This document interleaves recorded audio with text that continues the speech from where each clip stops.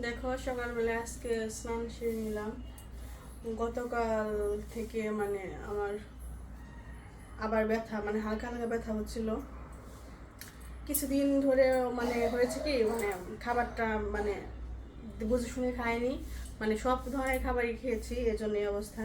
যখন ভালো হয়ে যায়, সুস্থ হয়ে যায়, তখন আসলে ভুলে যায় যে একটা মানে অসুস্থ শরীরে এগুলো খাওয়া যাবে না। তখন আর মনে থাকে না, সব কিছুই খাই। কিন্তু আবার যখন একটু মানে শরীরটা খারাপ হয়, তখন মনে হয় যে খাবো না কিছু। তো এই আর কি। কালকে সকালে শুধু ভাত খেয়েছি, তারপর বিকেলবেলা, তারপর দুপুরে খেয়েছি চিড়া কলা দিয়ে, আর রাতের বেলা ম্যাগি খেয়েছি। এখন মোটামুটি সুস্থ আছি, আর মেডিসিন তো খাওয়াই হচ্ছে। আজকেও অতটা মানে লাইট, মানে ওরকম খাবার তরকারি বা মানে বেশি মশলাযুক্ত খাবার ভাবছি যতটা কম খাওয়া যায় খেতে হবে। তো এই আর কি। এখন রান্না করবো হচ্ছে শুধু কুমড়ো সিদ্ধ দিব, এই আর কিছু না।